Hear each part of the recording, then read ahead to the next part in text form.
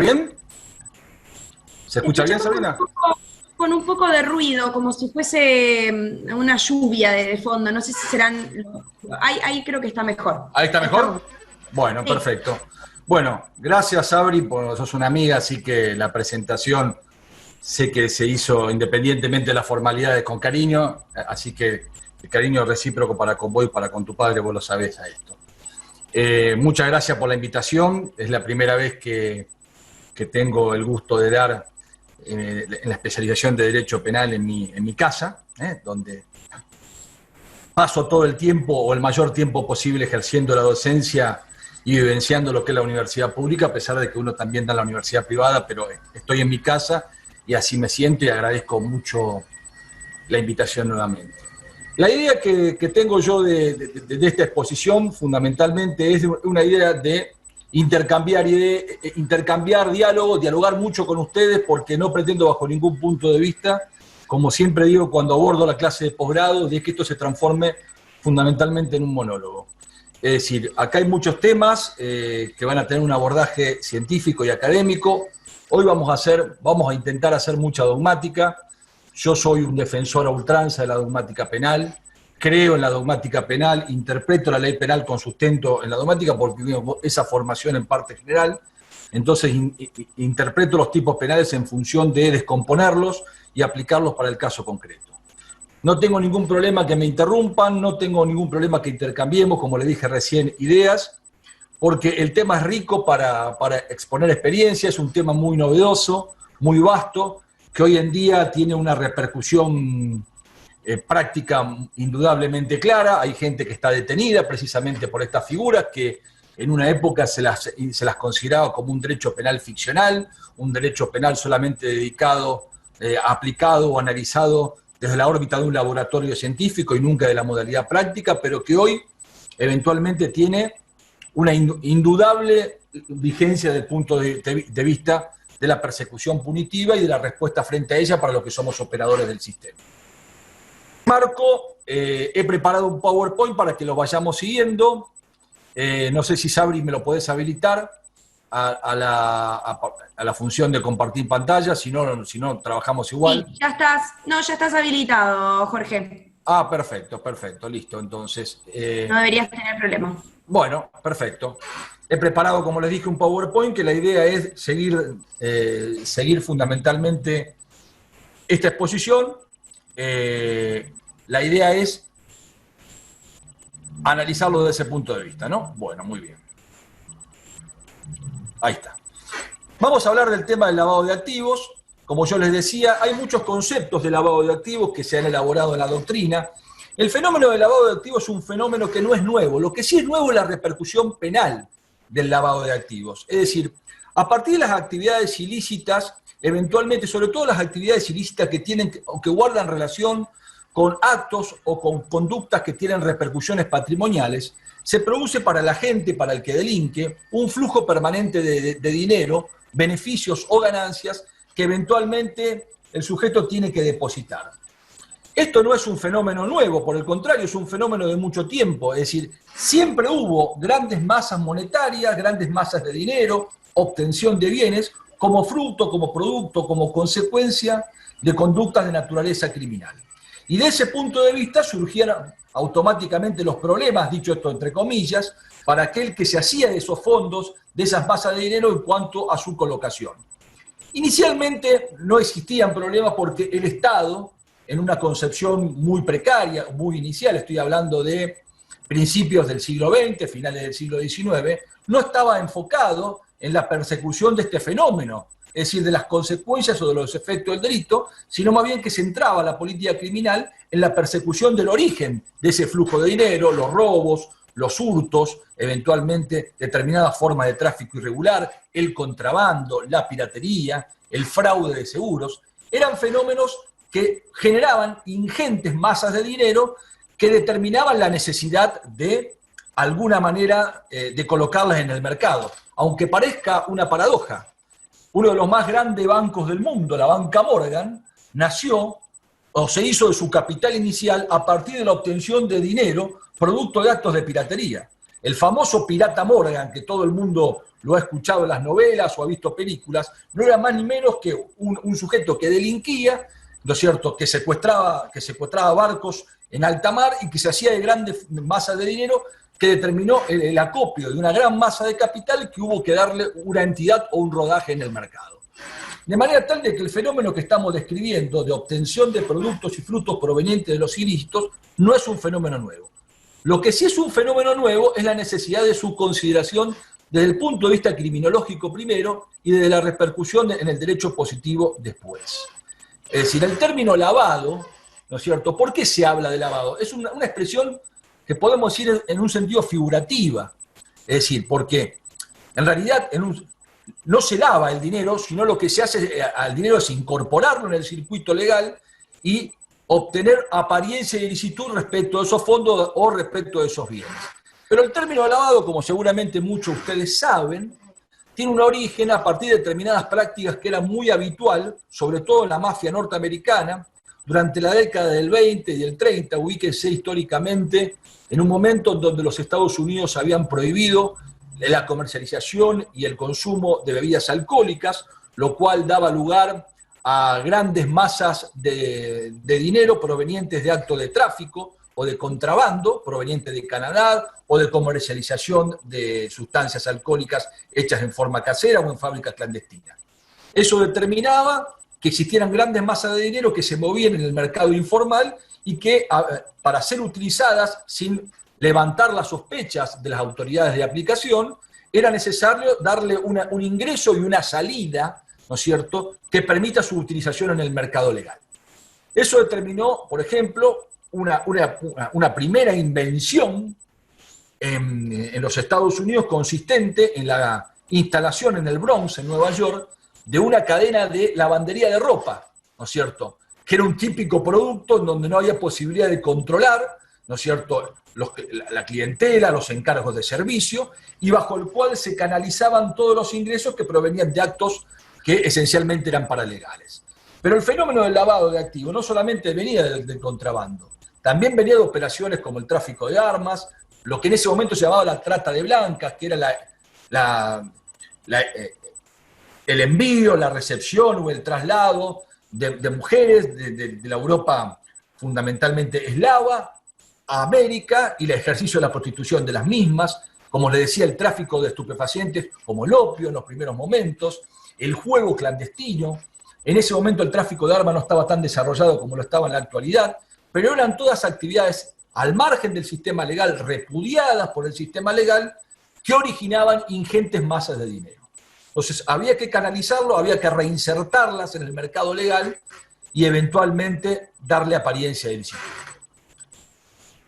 ¿Por qué se persigue el lavado de activos? Es decir, hay un objetivo de política criminal que lo sustenta, que es aislar el fruto del delito. Es decir, que el dinero proveniente de cualquier tipo de conducta criminal, vamos a ver de que en la actualidad el concepto no se limita simplemente a lo proveniente de estupefacientes, de tráfico de armas, de trata de personas, de contrabando o de la corrupción política, sino cualquier tipo de delito. Entonces la idea madre que corona la criminalización de este tipo de conductas se asienta esencialmente en la necesidad de aislar el producto del delito, evitar que aquel que obtuvo, ¿no es cierto?, un beneficio espurio como consecuencia de una conducta criminal no pueda, ¿no es cierto?, beneficiarse con aquello que obtuvo. No lo puede usar, no puede disponer, que sea algo repudiado. Claro, este esquema de razonamiento se ajusta a un modelo de Estado presente, a un modelo con agencias de criminalización secundarias que funcionan adecuadamente, un modelo donde la economía informal esté relegada a un segundo plano y un modelo de Estado con legitimidad moral y legitimidad política, ¿no es cierto? Pero además, el tema del lavado, primer tema que yo les tiro para que pensemos, ese es un primer tema. La segunda cuestión que el derecho, la criminalización del lavado de activos, como se lo conoce, obedece también a un nuevo derecho penal, un derecho penal propio de una sociedad de riesgos, un derecho penal que, guste o no, se encuentra en franca expansión, un derecho penal que ya no se centra simplemente en la protección de bienes jurídicos personalísimos, sino que se enfoca esencialmente a la tutela de bienes jurídicos colectivos, un derecho penal que no tiene como protagonista exclusivamente a la persona humana, sino que tiene como protagonista a la persona humana coadyuvando con otras personas parapetadas en un ente ideal, por ejemplo, un derecho penal que tiene a la persona jurídica como sujeto por excelencia, sujeto criminalizable y a criminalizar, ¿no es cierto? Lo cual implica una ruptura severa de todo el paradigma que nosotros, los que no hemos formado en la facultad, o los que nos seguimos formando en un derecho penal de mínima ratio y de última intervención, ¿no es cierto?, nos genera algún tipo de escozor en nuestra estructura ideológica. Pero es lo que se viene. Es decir, un derecho penal no forjado con criterios óntico-ontológicos, sino sustentado en posiciones normativistas. Un derecho penal de raíz funcionalista, un derecho penal donde se habla de expectativas, de defraudación de expectativas, de ámbito de competencia, ¿no es cierto?, de ámbitos organizativos, donde la posición de garante tiene un rol dirimente, ¿no es cierto?, en cuanto a la imputación de las conductas.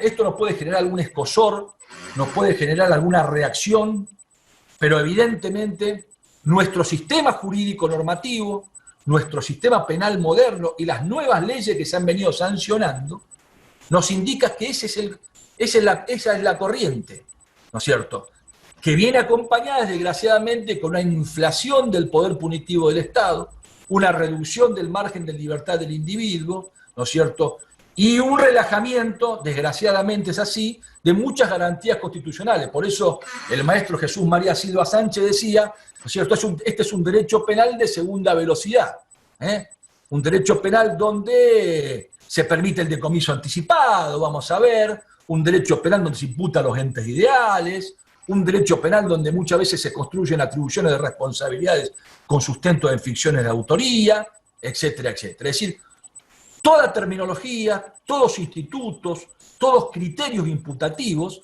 que desde la óptica, reitero, de un derecho penal liberal, ¿no es cierto?, como el que hemos estudiado nosotros en los manuales de grado, eventualmente nos puede llegar a generar algún tipo de escozor, por lo menos desde el punto de vista ideológico, lo cual no nos habilita a que renunciemos a la necesidad de erigir a la Constitución como límite al poder punitivo del Estado. El lavado de activos es eso, es el reflejo entonces de un derecho penal propio de una sociedad de riesgo. Ahora, ¿qué se entiende por lavado de activos?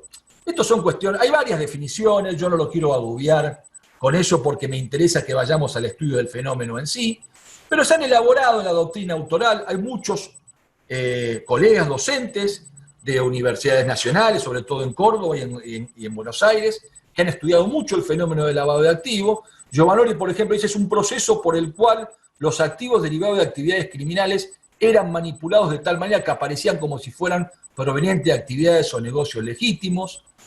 Gabriel Adriasola, un profesor de la Universidad de Montevideo, decía, una actividad dirigida a disfrazar como lícitos fondos derivados de una actividad ilícita. Se trata de ocultar dicho fondo y sus reales titulares y devolverlo al mercado de dinero, bienes y servicios, con la apariencia de haber sido generados en una actividad de inversión legítima. Caparrós dice, es el proceso tendiente a obtener la aplicación en actividades económicas lícitas de una masa patrimonial derivada de cualquier género de conductas, ilícitas con independencia de cuál sea la forma que esa masa adopte, mediante la progresiva concesión a la misma de una apariencia de legitimidad. Es decir, vemos un patrón uniforme en todas estas definiciones. ¿Qué quiero decir con esto? Vemos un proceso de ingreso, del cual nos vamos a ocupar dentro de un rato, o incorporación, o inserción, o colocación, si se quiere, ¿no es cierto?, del bien maculado, el bien proveniente de una actividad ilícita. Por otro lado, vemos un proceso sucedáneo al primero, de estratificación, de modificación, de conversión, de gestión y de administración, utilizando muchas veces herramientas legales, y vemos un proceso de obtención de apariencia de ilicitud, como conclusión de todo esto. El tema de la terminología tampoco es un tema menor, se habla de lavado de dinero, de lavado de activos, de legitimación de activos o divisa. A mí me gusta el término lavado de activos, en un sentido figurativo pero muy expresivo. Es decir, ¿por qué hablo de activo y no de dinero? Porque no necesariamente se tienen que reinsertar en el mercado legal divisas de origen espurio. Uno puede reinsertar en el mercado legal aquello que obtuvo con divisas, que transmutó en un bien y que en donde la mácula igualmente se conserva. Entonces, en este caso, estamos necesariamente en presencia de un activo. ¿Qué es un activo? Puede ser una masa de dinero, como puede ser un bien mueble, un bien inmueble, o lo que se obtenga en subrogación respecto de alguno de esos elementos. Por eso está bien hablar de lavado, cambio de cara, como si lo que está sucio se extirpa, se saca, porque viene, ¿no es cierto?, con una mancha de origen que es el delito que lo provocó. ¿Cómo analizar el fenómeno del lavado de activos? Fundamentalmente de dos formas. Como una forma particular de encubrimiento, ¿no es cierto?, como lo hacía, ya vamos a ver cuando veamos la evolución de nuestra legislación positiva con la ley 25.526, donde se incorporaba en el libro, me puedo equivocar, en el libro 11, título 12, si mal no recuerdo, nunca fui muy bueno para los números, en un capítulo que decía encubrimiento y lavado de activos, el artículo 278, considerando el viejo artículo 278, considerando al encubrimiento como un delito ubicado, ¿no es cierto?, sistemáticamente dentro de los delitos contra la administración pública y concretamente dentro de los delitos contra la administración de justicia. Es decir, el lavado era considerado como un encubrimiento específico o como una forma concreta de receptación de frutos o productos provenientes de una actividad ilícita, pero con un plus, su transformación para que adquiera apariencia de ilicitud. Es decir, era un delito contra la administración de justicia. En la actualidad, a partir de la incorporación del título 13 del Código Penal, del artículo 303, 304 y 305, y habiéndose derogado la ley 25.526, el lavado de activos dejó de ser considerado una forma concreta de encubrimiento en donde el sujeto, si hablamos de encubrimiento, no hablamos de participación en el hecho precedente, porque es una actividad posterior de colaboración con un hecho que el sujeto no comete. Ahora es pasado a considerar como una figura con repercusión lesiva autónoma, pero que afecta fundamentalmente un interés distinto a la administración de justicia, que es el orden económico y financiero. Entonces, esto es un tema que no se puede soslayar. Ahora se protege esencialmente el orden económico y financiero. Más adelante vamos a volver sobre eso. Les pido, por supuesto, que si hay alguna pregunta, algún comentario que me quieran hacer, con absoluta libertad, interrúmpanme. Estamos entre colegas, con lo cual quiero que esto sea algo rico, un diálogo rico entre ustedes y mi persona, porque todos aprendemos. Ustedes intentan aprender algo de mí y yo aprendo algo de ustedes. Por supuesto, como yo les decía, más allá de su reconocimiento criminológico y de los primeros estudios de doctrina tendiente a analizar el fenómeno como un fenómeno distorsionante de la economía, paulatinamente se comenzó a tomar conciencia en la comunidad internacional respecto a la necesidad de aislar el capital proveniente de actividades ilícitas. Pero partiendo fundamentalmente de la base de que el delito había adquirido ribetes de complejidad muy extrema, que el delito ya no era patrimonio de un territorio jurídico concreto o de una jurisdicción aislada, sino que había determinadas formas delictivas que arrasaban con las fronteras políticas y que tenían efectos lesivos para multiplicidad de estados. Entonces, a nivel de la comunidad internacional, se comenzó a considerar la necesidad de unificar la legislación a nivel mundial para establecer un patrón único de persecución punitiva respecto a este tipo de delito, independientemente del lugar donde la conducta sea eventualmente desplegada. Es decir, hay una conciencia a nivel del derecho internacional de que el lavado de activos es un crimen espurio y que necesita una persecución adecuada a través de la colaboración de los Estados partes. Y la República Argentina no fue ajena a ese fenómeno, bajo ningún punto de vista. Claro, originalmente ese fenómeno fue visto con nitidez, ¿no es cierto?, a través de las conductas, las demostraciones groseras de riqueza, ¿no es cierto?, que hacían, por ejemplo, los narcotraficantes respecto del dinero que obtenían producto de su participación en el tráfico de estupefacientes. Todos habremos visto series donde se veía la forma y el modo en que vivía Escobar Gaviria, que vivían los integrantes del cartel de Sinaloa, del cartel de Juárez en México, es decir, el reflejo o la exteriorización sin recurrir a un derecho penal de autor del lavado de activos era estas demostraciones de riqueza de sujetos que no tenían formas de demostrar la obtención lícita de los bienes que exhibían en forma ampulosa. Entonces, a partir de la disponibilidad de grandes masas de dinero de parte de estos sujetos, que sin ninguna duda subvertían el funcionamiento del Estado, socavaban la vigencia de las instituciones y subvertían también el funcionamiento de la economía, surgió la necesidad de enfocar inicialmente el problema de lavado, ¿no es cierto?, con respecto al flujo de dinero proveniente del narcotráfico. ¿Y el narcotráfico dónde canalizaba el dinero? ¿Dónde, si se me permite la expresión, lo lavaba? Todos hemos visto también películas donde veíamos a los narcotraficantes llevando el dinero, billetes de pequeña numeración, en grandes sacos y entregándolo en los bancos en Miami o en Ciudad de México o en Colombia. Entonces comenzó a surgir una idea de fijar un protocolo de control respecto del tipo de clientes con lo cual los bancos o las entidades financieras concertaban. Se comenzaron a fijar criterios, como por ejemplo las reglas de las buenas prácticas para el control de las operaciones bancarias. Esencialmente, los que primero se ocuparon del abordaje de este tema fueron los ministros del Consejo de Europa, en el marco de la vieja Comunidad Económica Europea, donde se impusieron a todos los Estados partes, a través de sus respectivos bancos centrales, reglas a imponer a los bancos respecto a la cláusula conozca a su cliente. La Argentina, a partir del ingreso durante la década del 90, en las políticas del consenso de Washington, no fue, de alguna manera tampoco, no escapó de esta cuestión, y paulatinamente el Estado argentino fue asumiendo, ¿no es cierto?, compromisos internacionales de regular y castigar en su derecho interno el delito de lavado de activos.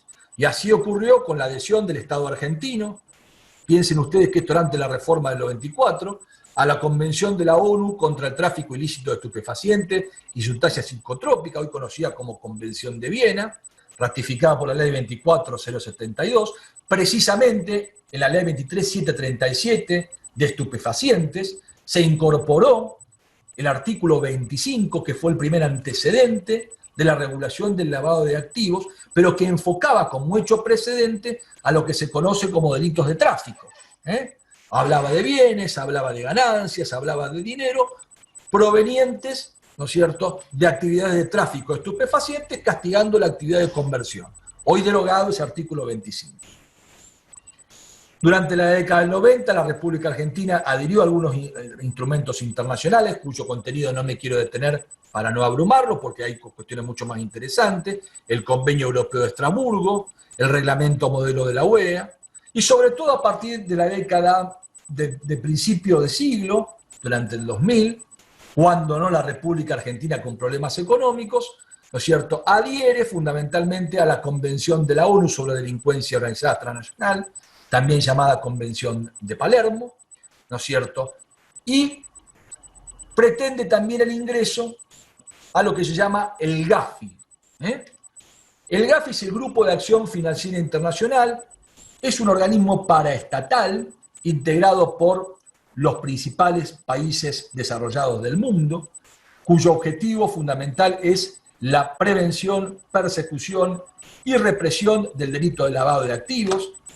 Lo integran 36 países miembros, lo integra la ONU, la OEA, es decir, organismos, la OCDE, la Organización para el Comercio del Comercio de la Empresa, ¿no es cierto?, el Fondo Monetario, el Banco Mundial, instituciones que no tienen mucho no generan mucha simpatía en nuestro país, pero que bueno, son organismos internacionales.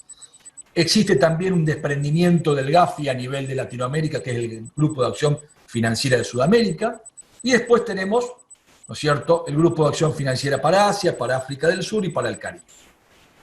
¿Qué hace el GAFI? El GAFI no es un organismo paraestatal, no es un organismo como puede ser la ONU, el Fondo Monetario, cuyas decisiones, de acuerdo a la Convención de Viena de Derecho de los Tratados, son de contenido obligatorio para los Estados partes.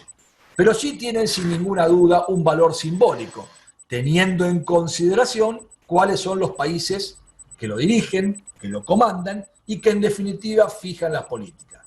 Por eso vamos a ver dentro de un rato que las normas, que nuestro derecho positivo actual tiene un montón de institutos provenientes del derecho anglosajón, lo cual hace unos 30 años atrás sonaría como una suerte de herejía para cualquier estudioso del derecho penal. Incorporamos principios, reglas e institutos más propios del common law que del derecho continental europeo, al del cual somos tributarios. ¿Y esto por qué? Porque los que diseñan los modelos de prevención, represión y persecución del lavado de activos son organismos con sólida formación jurídica anglosajona, porque el derecho no está integrado con un criterio único, sino por el contrario, ¿no es cierto?, existen diferentes formas de abordar la persecución penal.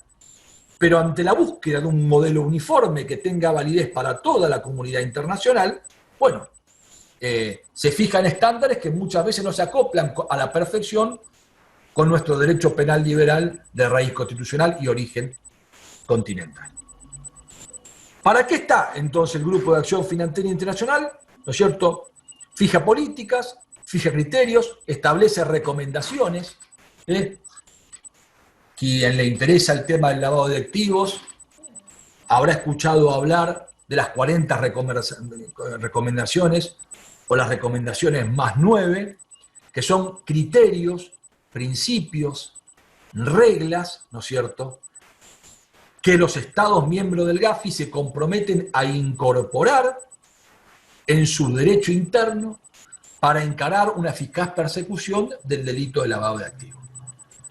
De esta manera, ¿no es cierto?, se legisla, se incorporan institutos en nuestro Código Penal, en las leyes especiales, ¿no es cierto? Y es por eso que nuestro país terminó legislando de la forma que lo hizo, es decir, incorporando en un título 13 del Código Penal al lavado de activos no como un encubrimiento, porque el GAFI entendió que considerarlo como un encubrimiento es una forma defectuosa de persecución del delito que estamos analizando, sino considerándolo fundamentalmente como un hecho, como una conducta autónoma y lesiva para el orden económico y financiero.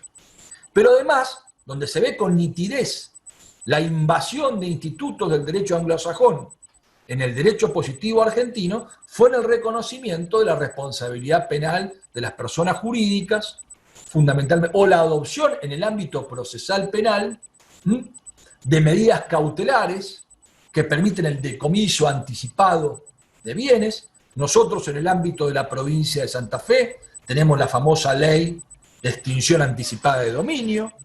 O sea, la filosofía jurídica que subyace detrás de estos institutos, respecto a los cuales yo no estoy haciendo un juicio de valor, arraiga o anida, ¿no es cierto?, en el orden penal internacional que en materia de lavado de activos tiene su reflejo en las recomendaciones del GAFI que deben observar los Estados partes. ¿Es obligatorio que un Estado acepte en su derecho interno lo que el GAFI, el Grupo de Acción Financiera Internacional, le impone? No. No en lo formal, sí en lo real. El hecho de que un país no acepte en su derecho interno las recomendaciones del GAFI a nivel de su legislación y a nivel de buenas prácticas del sistema financiero origina que ese país obtenga calificaciones negativas en cuando va a obtener un crédito internacional o a los fines de fijar tasa de interés o a los fines de exigencia de garantías. Para que se entienda bien y dicho en buen castellano, país que no adopta en el derecho interno las recomendaciones del GAFI, sobre todo un país periférico como el nuestro, no tiene acceso al crédito normal en el mercado internacional, aunque este país directamente no lo tiene por razón obvia, porque no paga, pero supongamos nosotros que pagara. Por ejemplo, el Uruguay, que es un país cumplidor en sus compromisos internacionales cuando toma créditos, estuvo a punto de ser relegado del mercado internacional porque se sostenía que era un territorio no colaborador en materia de persecución, prevención y represión del delito de lavado de activos.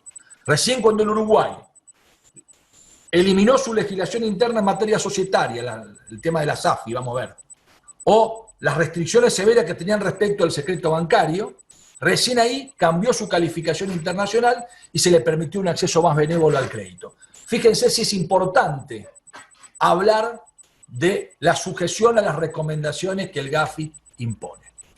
Pero yo, como le decía recién, no solamente esas recomendaciones se depositan en el marco del derecho positivo, también ocurre en el marco del derecho de las prácticas financieras. Los bancos centrales de los estados que integran el Gafi le imponen a las entidades bajo su control o monitoreo determinadas reglas, determinados protocolos, determinados manuales de funcionamiento que se coronan con una expresión que ustedes, lo que actúan en el mercado bancario, me van a entender.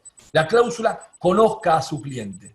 ¿Cuántas veces ustedes han hecho un depósito o de honorarios o un depósito excepcional de dinero en sus respectivas cuentas o caja de ahorro, o han adquirido un determinado bien y el banco los indaga respecto del origen de los fondos, de la trazabilidad del dinero, de la documentación respaldatoria? ¿Esto a qué obedece? Obedece a la implementación en el plano del derecho interno, ¿no es cierto?, de las imposiciones que hace el Grupo de Acción Financiera Internacional. Entonces, la cláusula conozca a su cliente que se le impone a los bancos hace que estos deban, por prescripción legal, conocer el cliente con el que contratan, el tipo de actividad, su perfil patrimonial, su perfil fiscal, ¿no es cierto?, de qué vive, con qué bienes cuenta, para decidir si contrata con él o no lo hace. Todo esto para evitar ser objeto de sanciones. Por eso los estados parte también se le impone a los estados parte la creación de unidades para la prevención, represión del lavado de activos, lo que se conoce como la UIF, la Unidad de Investigación Financiera, como un organismo que cada vez tiene mayor importancia en el ámbito punitivo, no solamente porque cuenta con un poder de policía en la materia que estamos desarrollando, sino porque inclusive hasta puede asumir el rol de acusador particular en el marco del proceso penal, ¿no es cierto?, parificando la pretensión penal junto con el fiscal.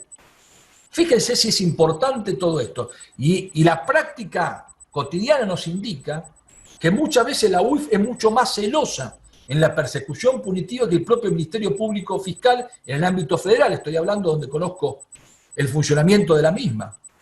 Entonces, fíjense la importancia de todo esto. Es decir, no estamos hablando de un tema para regocijo académico de los que estudiamos el derecho penal económico.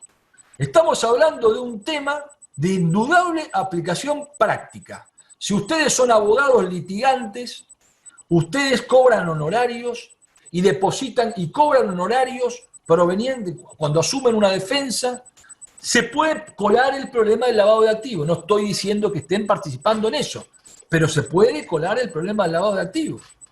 De manera tal de que se imponen deberes. Fíjense en esta diapositiva. Reglas de identificación del cliente que los bancos, conservación de documentos, denuncia de operaciones inusuales, sospechosas, norma de protección contra posibles acciones penales y civiles por violación del deber de confidencialidad, obligación de las entidades bancarias de fijar procedimiento interno para el control de blanqueo, formación del personal. El Gafi le impone a los bancos tener un oficial de cumplimiento, un compliance officer. Todo el mundo habla del compliance, pero nadie entendía en qué consistía. Buenas prácticas de sujeción a la ley por parte de las entidades colectivas. Vamos a volver en un rato respecto de eso. Tema absolutamente relevante, si lo hay. El tema de entrenar, formar a los empleados en prevención, tener una organización que no favorezca el lavado de activos. En eso también se le impone a los bancos. ¿Qué pasa a nivel internacional? Hay una tendencia a unificar la legislación. El derecho positivo ha perdido soberanía. El marco regulatorio del Estado argentino es similar al del Estado español, al del Estado uruguayo, el Estado chileno o el Estado de México. Se habla de convenios de cooperación internacional.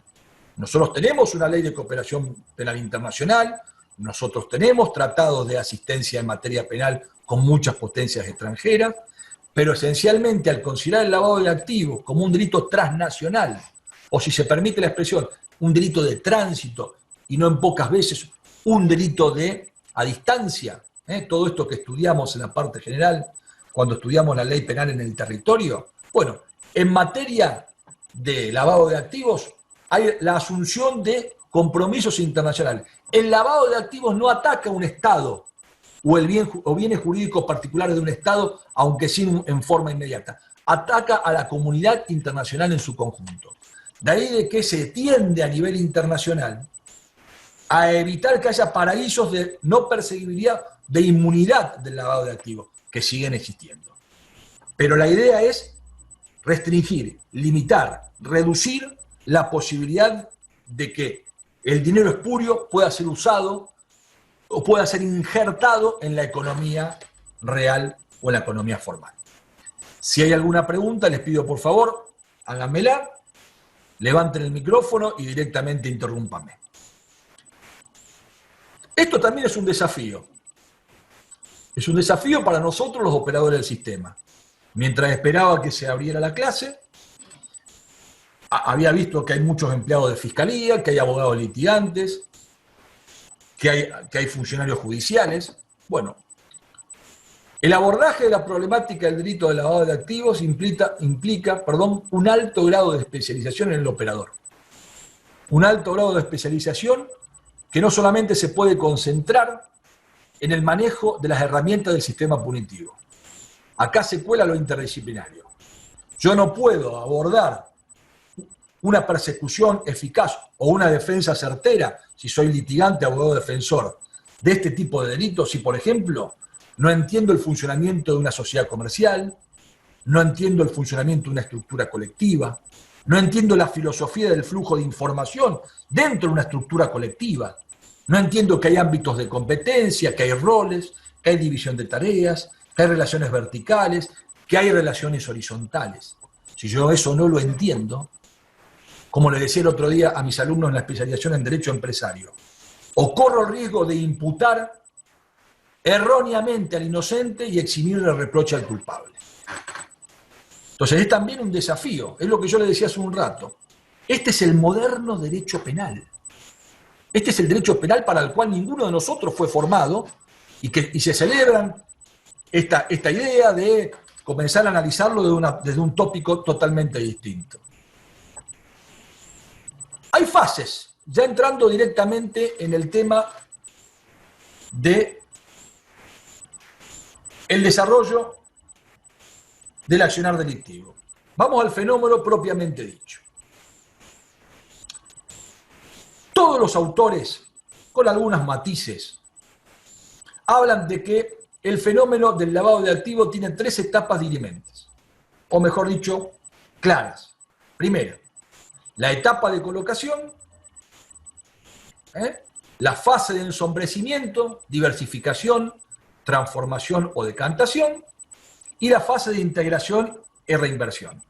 Antes de empezar con esto les digo, no todos los autores en el derecho penal sostienen que el lavado de activos es nocivo. Hay algunas posiciones aisladas, creo recordar la opinión de Tosini, que habla de que el lavado de activos es bueno porque obliga a insertar en el mercado dinero barato, ¿no es cierto?, que hace que las condiciones de competencia sean más beneficiosas, ¿no es cierto?, para el consumidor final frente al monopolio de las entidades financiero-bancarias. Ya esto para un análisis económico del fenómeno, pero podemos destacar de que no es la opinión mayoritaria. Hecha la aclaración, entremos en la fase. La primera etapa es la fase de colocación. Imaginémonos, por ejemplo, una persona que se dedica a la comercialización, al almacenamiento, esencialmente al transporte o al traslado de estupefacientes, y como consecuencia de esa actividad obtiene un flujo de dinero de relevancia importante. Dinero que, si estamos hablando de comercialización, estamos hablando de dinero en pequeñas cantidades, con billetes de bajo número, ¿no es cierto?, que generan la necesidad de que opere un desprendimiento. No existe un patrón único o una forma única de que opere la etapa de colocación o de introducción del dinero o del bien espurio o maculado en el mercado. Las referencias que yo hago en esta diapositiva son más bien indicativas, enunciativas. No son exactamente iguales todas las operaciones. Por el contrario, el fenómeno del lavado de activos ha adquirido en los últimos tiempos un nivel de complejidad tal que se hace muy difícil, ¿no es cierto?, la persecución de lo que se han dado en llamar la ruta del dinero o la trazabilidad del dinero, como se dice en la jerga de auditoría forense. Pero no deja de ser un tema particularmente relevante desde el punto de vista del fenómeno en sí. Se incorpora. ¿Cómo se incorpora? De múltiples maneras. Se cambia el dinero en pequeñas cantidades. Imaginémonos siempre este ejemplo didáctico, ¿no? El narcotraficante, en un término, si ustedes quieren, criminológico de asignación de rol, el narcotraficante, el sujeto que vende en el barrio, que entre lo que le paga a su proveedor y lo que obtiene de ganancia respecto de sus clientes, tiene una masa de dinero que no tiene la posibilidad de demostrar cómo la obtiene, en cuyo caso tiene gran cantidad de billetes de 10, de 20, de 30, de 50 pesos, y necesita, ¿cierto?, hacer un cambio para poder manipularlo. Primera etapa, el cambio por billete de mayor numeración. Y luego tenemos el tema de injertar los fondos. Injertar los fondos en el mercado a partir de su depósito a nombre de sociedades, muchas veces las sociedades, empresas, mutuales, fundaciones, personas humanas que obran como sujeto interpuesto, ¿no es cierto? ¿Para qué? Para incorporar, para blanquear, como se dice en la jerga, esa masa de dinero. Si estamos hablando de una operación de lavado compleja y estamos hablando de un país permisivo en cuanto al ingreso y egreso de capitales, es muy probable que esos fondos, ¿no es cierto?, salgan del territorio jurídico argentino mediante transferencias electrónicas, ¿no es cierto?, golpeen informáticamente en distintos países que favorecen la circulación de capitales, con controles laxos en cuanto a la entrada y salida de dinero, y eventualmente vuelva al territorio jurídico argentino, ¿no es cierto?, como la ganancia de una sociedad constituida bajo la legislación de nuestro país.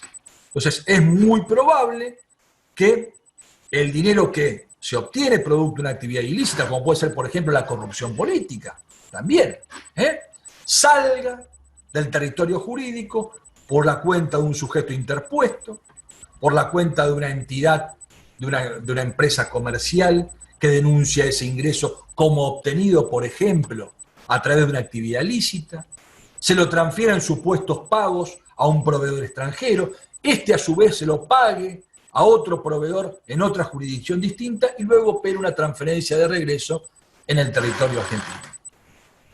Si ustedes supieran el nivel de complejidad y de sofisticación que este tipo de operaciones se exterioriza, muestra en el mercado cambiario, en el mercado bancario, se sorprenderían. Con lo cual, el auditor forense tiene que tener un alto grado de expertise para, cuando investiga esto, hacer ese camino de retorno, lo cual muchas veces se logra a través de criterios artesanales de investigación, porque todavía no hay un alto grado de preparación para la persecución de este tipo de delitos.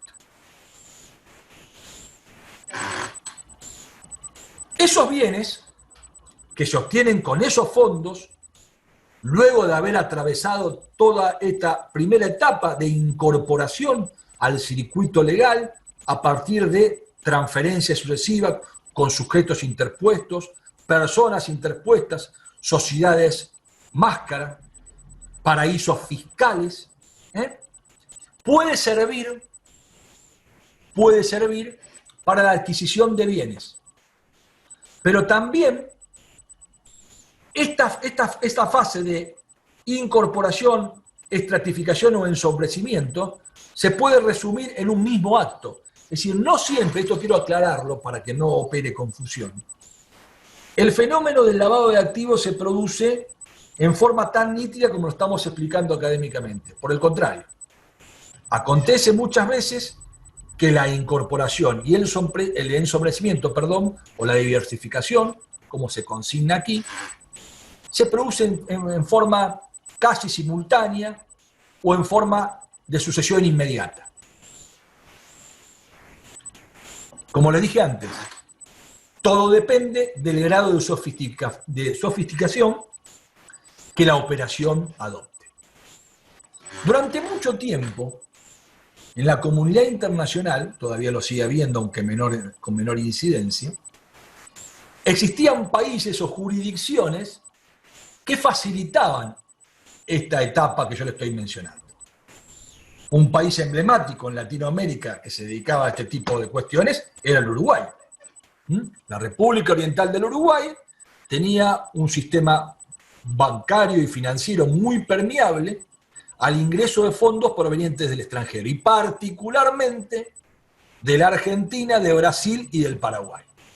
Es decir, las normas del Banco Central del Uruguay, como dije hace un rato, eran bastante permisivas, bastante flexibles en cuanto a la entrada y salida de dinero, sin indagar sobre el origen del flujo de fondos, porque el Uruguay no era un país productor, no era un país con industria desarrollada, sino simplemente un país de servicios, y uno de esos servicios es esencialmente el servicio financiero.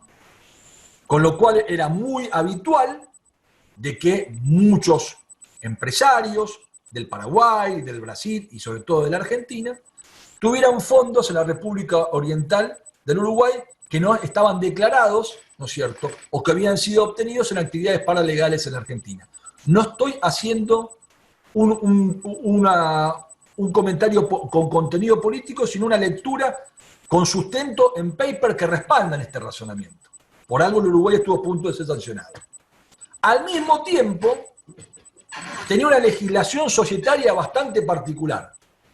Es decir, la ley de sociedades uruguayas establecía un régimen jurídico para las sociedades que se constituían en el Uruguay y operaban sus objetos sociales dentro del territorio jurídico del Uruguay, y las sociedades, ¿no es cierto?, que se constituían en el Uruguay, pero que tenían el propósito de funcionar fuera del territorio jurídico uruguayo. Lo que se conocía como la SAFI, la Sociedad Anónimas Financieras e Industriales. Sociedades que la constituían personas que ofrecían, a cambio de un pago de dinero, sus nombres, personas que generalmente eran sujetos indigentes, las acciones eran acciones al portador, no acciones nominativas, ¿no es cierto? Y se las vendía en las escribanías, ¿no es cierto?, en los estudios contables en Montevideo, y estas sociedades, al amparo de la Ley General de Sociedades Argentina, operaban en el territorio jurídico de nuestro país y aparecían adquiriendo bienes, contrayendo sus obligaciones, cuando estaba prohibido por eso, porque no eran actos aislados. No quiero meterme en temas propios del derecho societario, pero así funcionaba. Entonces servían como mascarones, servían como recipiendarias de fondos, de flujos, de bienes, ¿no es cierto?, que no había que publicitar porque podían tener un origen espurio.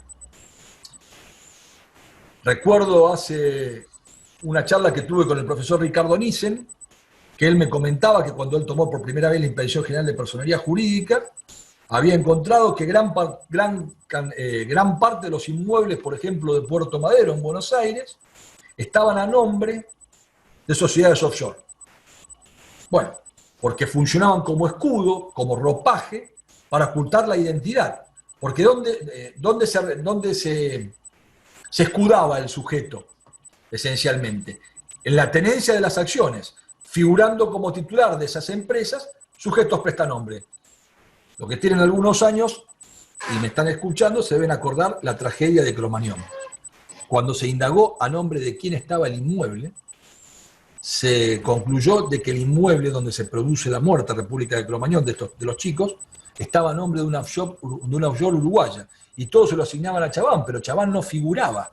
Chabán tenía un poder de administración y disposición concedido por el directorio de ese ente. Con lo cual, ¿qué les quiero decir con esto? Es muy habitual la utilización, ¿no es cierto?, de países con sistemas jurídicos permeables, por ejemplo, Panamá, por ejemplo, Virgin Islands, por ejemplo, la isla Seychelles, por ejemplo, en Europa, Andorra, Luxemburgo, San Marino, en Estados Unidos, Delaware. Son todos lugares en donde hay una legislación permeable, ¿no es cierto?, al ingreso y egreso de capitales y a la constitución de sociedades con posibilidad de actuar fuera de los límites del territorio jurídico argentino. La pregunta es, ¿cómo un organismo internacional, cómo una comunidad internacional y de negocios tan celosa en la persecución de este tipo de delitos, ¿no es cierto?, permite la existencia de estos paraísos fiscales? Bueno, forma parte esencialmente de la hipocresía de la economía internacional, que por un lado persigue a los países periféricos como el nuestro y le impone legislación bajo pretexto de sancionarlo internacionalmente, y por otro lado, bajo sus propias jurisdicciones, habilita territorios jurídicos con una suerte de bill de indemnidad o de dispensa en la persecución del lavado de activos y la circulación de divisas. ¿O ustedes creen que Panamá, estando tan cerca de los Estados Unidos, no funciona bajo el amparo de ese país? No es un tema menor el que estamos hablando. Y por último tenemos la fase de integración y de reinversión, que en prieta síntesis se refleja, ¿no es cierto?, en la obtención de apariencia de ilicitud del dinero o del bien de procedencia espuria. Es decir, hay también, como yo les decía hace un rato, muchos tipos de actividades que favorecen la concentración de este fenómeno que yo dividí en tres etapas. Por ejemplo, actividades donde es prácticamente imposible determinar el volumen de negocio que reflejan. Por ejemplo, los hoteles. Sin hacer consideraciones políticas, el hotel es el negocio por excelencia para reflejar ganancias o para exteriorizar ganancias que no se condicen con la realidad de los negocios que ese hotel tiene. Un estacionamiento. ¿Cómo alguien puede controlar el volumen de autos que ingresan o egresan diariamente? Sin embargo, contablemente se reflejan ingresos. Restaurantes, en donde uno no sabe de qué viven determinados restaurantes porque los encuentra permanentemente vacíos. Sin embargo, sus posiciones fiscales indican un flujo de comensales que no se condice con la realidad. La venta de ropa, locales comerciales de ropa, determinadas marcas, que también a veces nos llaman la atención. Por ejemplo, respecto de su posición en determinados lugares sin que ningún cliente ingrese. Sin embargo, uno va a ver los libros de esas marcas y declaran en sus estados contables ganancias extraordinarias. Bueno, pueden servir como sociedades fronting o fachadas para reflejar ganancias que tienen un origen distinto. Con lo cual, aquí el proceso de introducción, ensombrecimiento y salida con apariencia de ilicitud se resume en una única actividad. Un hotel, un negocio de ropa, una lavandería, por supuesto, el casino, por ejemplo, los juegos, declarar como ganancia, como beneficio de ganancia proveniente del juego de azar, ¿no es cierto? Hay ingentes masas de dinero que no se condicen con el nivel de apostadores que concurren diariamente al local. Con lo cual, acá es muy difícil realizar un verdadero monitoreo o un verdadero seguimiento, y por eso estas actividades son objeto de especial consideración por parte de los organismos de aplicación. Vamos puntualmente a la norma en concreto. Como yo les decía, nuestro país tuvo una evolución, ¿no es cierto?, en el delito del lavado de activos. Hoy tenemos el tipo penal en el artículo 303, ¿no es cierto?, con una estructura autónoma, pero tenemos antecedentes, como yo les mencionaba, en el artículo 25 de la ley 27737.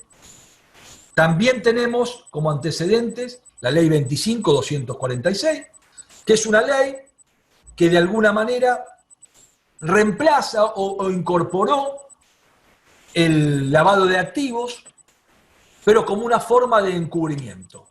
El lavado de activos estaba previsto en el artículo 278, ¿no es cierto?, que castigaba, palabras más, palabras menos, aquel que transformare, convirtiere, administrare, gravare, ¿no es cierto?, o de cualquier forma aplicare dinero o bienes originarios de un ilícito penal, palabras más, palabras menos decía eso, ¿no es cierto?, con la consecuencia posible, en el cual no hubiera participado, por supuesto, con la consecuencia posible de que adquiera apariencia de ilicitud.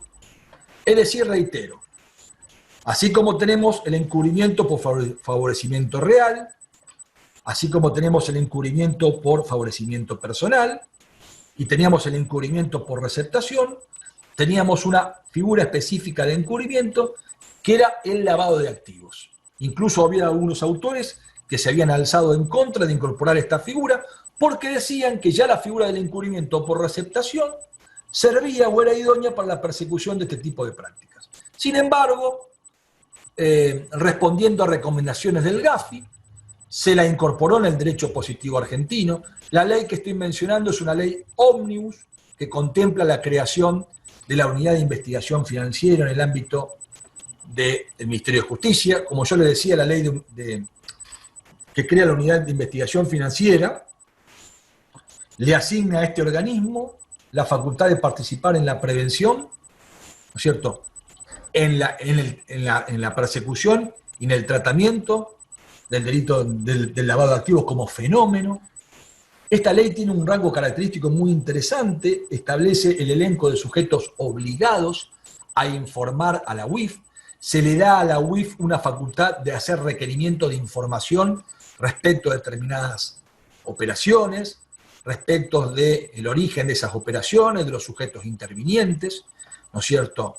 Puede solicitar la UIF, por ejemplo, la entrega de documentación, puede requerirle al fiscal practicar allanamientos para proceder al secuestro documental relevante para cumplir su objetivo, puede hacerle recomendaciones legislativas a la Superintendencia de Riesgo del Trabajo, a la Comisión Nacional de Valores, a la AFIP, al Banco Central de la República Argentina, es decir, una suerte de organismo todopoderoso encargado de monitorear, ¿no es cierto?, el flujo y de la circulación dineraria en el tráfico económico de nuestro país. Y para eso se imponen una nómina de sujetos obligados, es decir, hay personas que por el tipo de actividad que despliegan, personas ideales o personas humanas, que tienen la obligación de informar o reportar a la UIF respecto de operaciones inusuales. Cuando una operación es inusual, cuando no se da con cotidianeidad, sospechosa, teniendo en cuenta el perfil del sujeto que interviene, el volumen de la operación en sí, los antecedentes de los sujetos intervinientes, disparando lo que se llama el ROE, reporte de operación sospechosa. ¿Quiénes son esos sujetos obligados a reportar a la UIF? Lo establece la ley que estamos mencionando, la 25.246. Primero, estamos hablando de las entidades bancarias, estamos hablando de las entidades financieras, estamos hablando de las mutuales, de las fundaciones, hablamos de los fondos de inversión, los fideicomisos, los fondos de capitalización, la Comisión Nacional de Valores del Banco Central de la República Argentina, la AFIP, la Superintendencia de Seguros, las entidades aseguradoras, los agentes de liquidación y compensación, ¿cierto? Como les decía antes, las mutuales, los escribanos son sujetos obligados, los profesionales de ciencias económicas. Frente a ellos, frente a un requerimiento de la UIF, no pueden oponer el secreto profesional. Fíjense la importancia de esto que estoy diciendo y la relevancia que eso tiene para una persecución penal que emerja luego de una investigación cuya noticia crímenes se obtiene de la forma que estamos describiendo. Entonces, la UIF además tiene un régimen administrativo sancionatorio que contempla valga la redundancia, penalidades o sanciones en términos de multa por incumplir con los deberes de información, ¿no es cierto?, por obstaculizar la labor de fiscalización de la UIF. Y la UIF, como le decía, encima puede asumir el rol de querellante.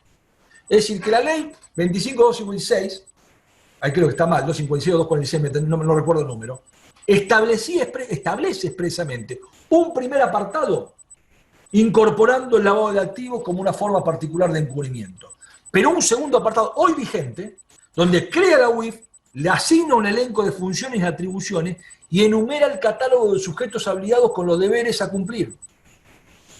Fíjense la importancia de todo esto que estoy mencionando. ¿Por qué se dicta? Fíjense, se dicta esta ley ante el riesgo, valga la redundancia, de que la Argentina fuera considerado país no colaborador.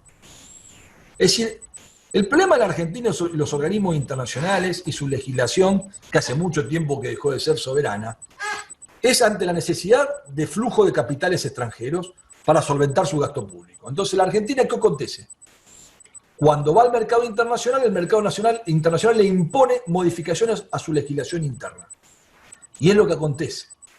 El primer reflejo de esto en materia de lavado de activos fue la ley que estamos analizando, pero no terminó allí. Ante la insuficiencia de la persecución del delito de lavado de activos, ante la insuficiencia de la persecución del delito de lavado de activos, entendido como una modalidad de encubrimiento, el Grupo de Acción Financiera Internacional volvió a amenazar con sancionar a la Argentina, reflejando que considerar al lavado como un encubrimiento no era una herramienta eficaz en la persecución de este tipo de conducta. Al mismo tiempo, en la práctica, los operadores del sistema no habían iniciado actividades de persecución respecto a este tipo de delito. La realidad indica eso. Había muy pocas condenas. Siempre lo converso con mi adjunto, con el profesor Narvaja, que está muy interesado con este tema, y habíamos hecho un relevamiento respecto a las condenas por lavado de activos, y la realidad de los hechos era que la República Argentina tenía muy bajo índice de condenas por lavado, había interesantes investigaciones en curso, pero muy poca sanción por este tipo de delitos. ¿Y eso por qué era? Porque no había conciencia de la vigencia de una persecución penal. Esto había sido objeto de análisis, de monitoreo por el GAFI, y había disparado la posibilidad de una sanción. ¿Cuál fue la respuesta en el año 2011? La modificación y la derogación, ¿no es cierto?, la supresión del lavado como una forma de encubrimiento y la incorporación de la figura que ustedes tienen en la vista. El artículo 303 del Código Penal. Vamos a volver sobre el mismo, pero vamos a analizar fundamentalmente cómo consideramos a este delito. El artículo 303 del Código Penal dice: será reprimido con prisión de 3 a 10 años. Primera observación que hago, monto de pena. El lavado de activos en la modalidad que estamos analizando, que vamos a ver que no es la modalidad básica sino agravada, pero que empieza, fíjese el desorden legislativo, ¿no? Empieza con un tipo agravado, en vez de con el tipo básico, pero bueno, producto de los extractores del legislador argentino que resuelve en función de coyunturas, no resuelve con planificación. Pero bueno, volviendo a la figura. Será reprimido con prisión de 3 a 10 años y multa de 2 a 10 veces del monto de la operación el que convirtiere, transfiriere, administrare, vendiere, gravare, disimulare o de cualquier otro modo pusiera en circulación en el mercado bienes provenientes de un ilícito penal con las consecuencias posibles de que el origen de los bienes originarios, los subrogantes, adquieran la apariencia de un origen ilícito. Y siempre que su valor supere la suma de 300.000 pesos, sea en un solo acto o por la reiteración de hechos diversos vinculados entre sí. Primer tema. Este delito, el artículo 303, como yo les decía, se incorporó a partir de derogar al lavado como una forma de encubrimiento. Segunda cuestión. Está ubicado en un título nuevo del Código Penal, título 13. Ya dejó de ser un delito contra la administración de justicia y pasó a ser un delito eminentemente económico. Los delitos económicos tienen rasgos distintos, rasgos con características diferentes. Son delitos que atentan no contra bienes jurídicos individuales, sino contra bienes jurídicos macro o bienes jurídicos colectivos. Bienes jurídicos en cuya preservación y custodia está interesado o el Estado, por un lado, o la comunidad en su conjunto. ¿Por qué decimos que es un delito económico? ¿O por qué decimos que ha pasado a ser considerado un delito económico? Porque ya no se lo considera el lavado de activos como una forma de obstruir el regular funcionamiento del adecuado servicio de justicia, como sin duda vulnera una acción de encubrimiento. Por el contrario, ahora se considera al lavado de activos como una forma de subvertir, contaminar o afectar el regular funcionamiento de la economía de un Estado. Entonces, es un delito contra el orden económico. ¿Qué se entiende por el orden económico? Se entiende por orden económico el sistema económico en su conjunto, conformado por todo lo concerniente a la producción, la distribución y el consumo de bienes y servicios. Se dice que el delito de lavado de activos es un delito que subvierte el regular y el normal funcionamiento del orden económico, altera la libre oferta y demanda, altera la libre circulación de bienes, subvierte la libre circulación de bienes, abaratando costos, generando situaciones de competencia desleal, alterando el acceso al crédito, reduciendo la recaudación. Es un delito que atenta contra la economía entendida en un sentido macro o en un sentido colectivo. Si hablamos de un orden económico, hablamos fundamentalmente de un interés vital, como decía Esteban Righi. Esteban Righi define los bienes jurídicos como intereses relevantes en cuya protección está comprometido el derecho penal. Intereses relevantes. El lavado de activos es un delito económico, es un delito que atenta fundamentalmente contra el orden económico. Ahora, ¿el orden económico a quién pertenece? ¿Pertenece al Estado Nacional? ¿Pertenece al Estado provincial en conjunción con este? ¿Existe un orden económico municipal? ¿Y por qué planteo esta problemática? Porque todos ustedes estarán al tanto, porque es de público y notorio, que la Corte Nacional, en el precedente Aymo, la Corte Provincial en el precedente Aymo, vinculado a la llamada megaestafa inmobiliaria hoy en trámite, ha aceptado la competencia del Estado provincial en cuanto a la prevención, represión del delito de lavado de activos. Eso dio lugar a una interesante discusión.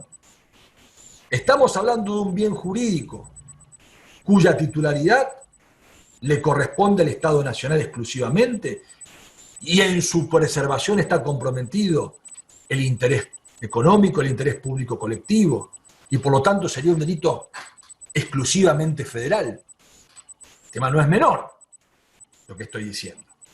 La ley de lavado de activos no le asignó la condición de delito federal.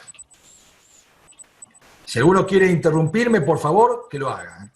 Porque esto es un tema de hoy, de discusión hoy, no para la academia, de práctica, porque el avance en una investigación, siendo un juez incompetente que prosigue la actuación, puede traer aparejado la invalidez de sus actos en futuro. Entonces, desentrañar quién tiene la relación de disposición, parafraseando a Zaffaroni, con ese bien jurídico, o quién está interesado en la tutela de ese interés, es relevante para determinar esta cuestión. Si alguno me quiere interrumpir, bienvenido sea. De manera tal de que acá estamos en un primer problema, el alcance del bien jurídico.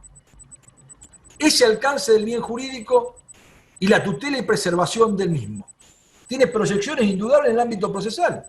¿Quién puede ser ofendido por el delito de lavado de activos? ¿Como damnificado directo o inmediato? Lo dejo para más adelante. ¿Existe, segunda pregunta, un orden económico nacional, provincial o municipal? ¿O en la preservación del orden económico y financiero solamente está comprometido el interés federal? Sin ninguna duda, nuestra Constitución Nacional está plagada de disposiciones que sirven para cimentar un razonamiento que sustente o diga, por ejemplo, que el Estado Nacional tiene el poder de policía en materia económica, ¿no es cierto? Y esto tiene que ver, por ejemplo, con infinidad de cláusulas consagradas en la Constitución. Pero hay algunos autores, y esto ya fue resuelto por la Corte de nuestra provincia, a partir de fallos también del Colegio de Jueces de Segunda Instancia, afirman que así como tengo un orden económico y financiero nacional, también tengo un orden económico y financiero de carácter provincial. Claro, hay una paradoja. Si bien esto último habilitaría la persecución penal por parte del Ministerio Público de la Acusación de nuestra provincia respecto de este delito, en una causa en la cual a mí me tocó intervenir, que todos conocen, muchos de ustedes lo conocen, que es la causa esta de la mega estafa, el Estado provincial, por ejemplo, pretendió erigirse en el rol de querellante. Y lo hizo a través de la comparecencia mediante un abogado del cuerpo de colegas que asiste a la Fiscalía de Estado en ese momento. Muy bien, el juez Acosta, en un pronunciamiento, le quitó la condición de sujeto ofendido a la provincia de Santa Fe. Con lo cual esto generó alguna anarquía de razonamientos en el tema. Lo tiro no haciendo un juicio de valor, lo tiro como problemática que se presentan respecto de esta figura y que no son menores, ¿no es cierto? Sin dejar de decir de que la Corte Nacional también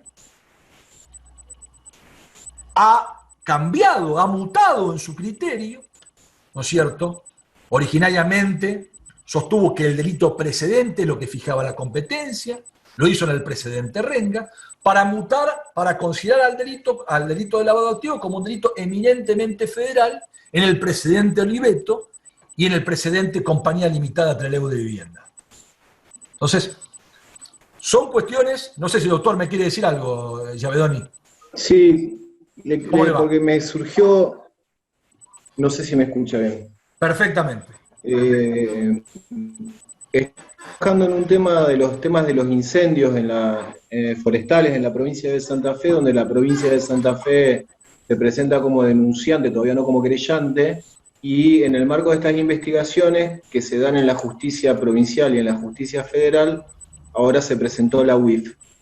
Se presentó en la justicia federal de Entre Ríos, pero esto nos trajo a un par de fiscales de acá de la provincia, nos abrió la pregunta de si no tendríamos nosotros también que empezar a ver esto. Y esto es en base a un plenario del GAFI del mes de junio de este año que refiere a la persecución por presuntos delitos de esta naturaleza en el marco de delitos ambientales. Quería preguntarle un poco sobre este tema, a ver qué le parece, y en su caso, si podemos meter a la provincia de Santa Fe y si nosotros nos podemos meter a trabajar.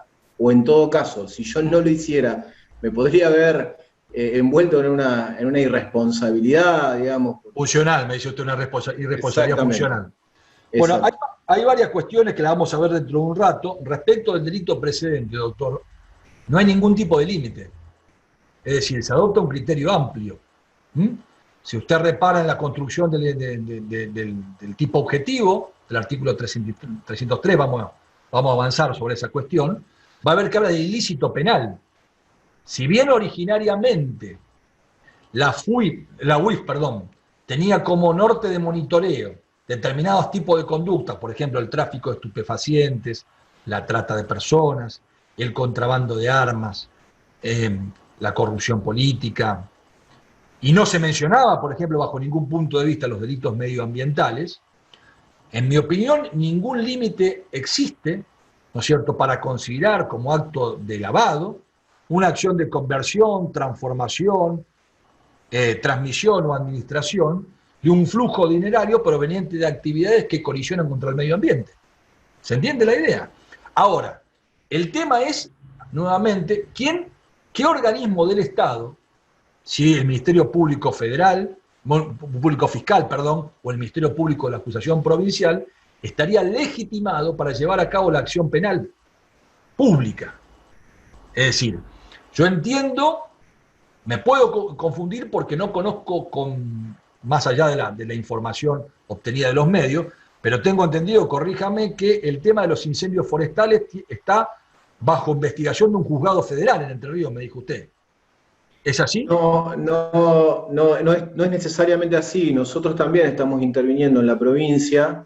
La justicia provincial está interviniendo porque esto se da básicamente por una cuestión de la existencia de los distintos límites que va transgrediendo, digamos, los efectos del delito. En este caso, en Rosario, por ejemplo, está interviniendo la Justicia Federal de Entre Ríos, pero más al norte, aquí en Santa Fe y en nuestra zona, estamos interviniendo nosotros por la zona en donde se da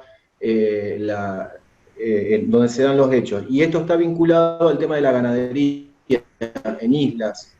No, está perfecto. Yo tenía entendido que el ámbito de comisión del hecho era territorio de Entre Ríos. Claro, usted me está diciendo que hay partes que son territorio de Santa Fe, o los efectos se producen acá por un problema de ubicuidad. Lo que me hace un poco de ruido, le soy absolutamente sincero, es el tema de la UIF interviniendo acá. Porque si hablamos tendríamos que ver de qué manera me demuestra a mí la UIF que el interés del Estado federal, ¿no es cierto?, se ve afectado y no un interés provincial. No sé si me entienden. Entonces, ahí está el tema de la cuestión. No lo escucho, no lo escucho. Hola. ¿Se me escucha? Ahí, ahora sí. Ahí está, ahora sí, dígame, no lo escucho, por favor. Bueno, la UIF lo que hizo fue pedir una intervención, incluso constituyen domicilios electrónicos con unos números, y piden la intervención en la causa, la que tiene el Juzgado Federal de Victoria, Entre Ríos, y lo pide basado en el artículo 131 del Código Procesal Penal de la Nación, pero lo basan también en la ley 25246. Exactamente. Decreto 2226 del 2008, que les da facultades para querellar, porque ellos están viendo la posibilidad de querellar. Esa es. Bueno, yo encuentro de que si ellos tienen como hipótesis de investigación un flujo de masa dineraria proveniente de actividades ilícitas, en este caso de naturaleza estragosa, como usted lo está referenciando, yo entiendo que no puede haber ningún inconveniente. Lo que genera una anarquía interpretativa es el criterio de admisión, ya es una verdad de perogrullo en el ámbito de Santa Fe, de que el lavado también es de competencia provincial cuando el hecho precedente, de alguna manera, es un delito ordinario común, de competencia del Colegio de Jueces de Primera Instancia. Independientemente de esa cuestión, lo que desconcierta un poco, y voy a la aclaración del planteo, es el hecho de que el Estado provincial, ¿no es cierto?, no puede intervenir como querellante, de hecho fue relegado en la causa que yo le menciono, coadyuvando con el Ministerio Público de la acusación. ¿Se entiende? Porque no logró demostrar de qué manera, ¿no es cierto?, puede ser considerado ofendido. Le aclaro una cuestión para para seguir adelante en la temática.